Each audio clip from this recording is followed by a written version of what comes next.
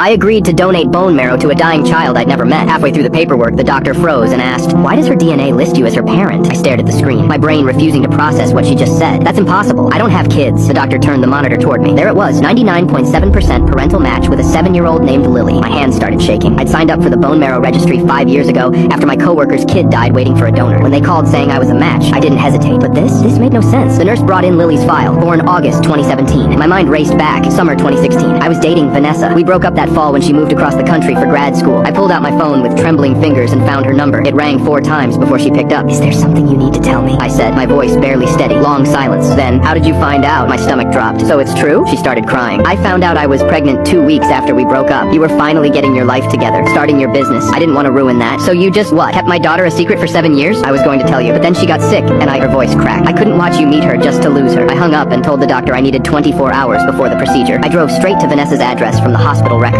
When she opened the door, I barely recognized her. She looked exhausted, like she hadn't slept in months. "Can I see her?" I asked. She nodded and led me inside. But as we walked down the hallway, I noticed something on the mantle that made my blood run cold. Wedding photos. Recent ones. Vanessa saw me staring. That's my husband Trevor. We got married 3 years ago. Does he know?" I asked quietly. She looked at the floor. "He thinks Lily is his." Before I could respond, a man walked in from the kitchen. Tall, athletic, probably mid-30s. He froze when he saw me. "Vanessa? Who's this?" She went pale. "Trevor, this is the bone marrow donor." He smiled, relief flooding his face. "Oh, thank God. We've been praying someone would be a match." He walked over and shook my hand firmly. "I can't tell you what this means to us, to our daughter." Our daughter. I felt sick. Vanessa's eyes begged me to stay quiet, and like an idiot, I did. Because what was I supposed to say? Destroy this man's entire world while his kid was dying? The transplant happened 3 days later. Trevor stayed by my side the whole time, thanking me, calling me a hero. Every word felt like a knife. I spent every visiting hour in Lily's room. Trevor was always there too, holding her hand, reading to her, being the father I should have been. One afternoon, while Trevor went to get coffee, Lily looked at me with those eyes, my eyes, and said, "You look like me." I smiled sadly. "Yeah, I guess I do. My dad says you're an angel." "Are you?" Before I could answer, I heard Trevor's voice from the doorway. "Hey buddy, can we talk outside?" My heart stopped. He knew. We walked to an empty waiting room. Trevor closed the door and turned to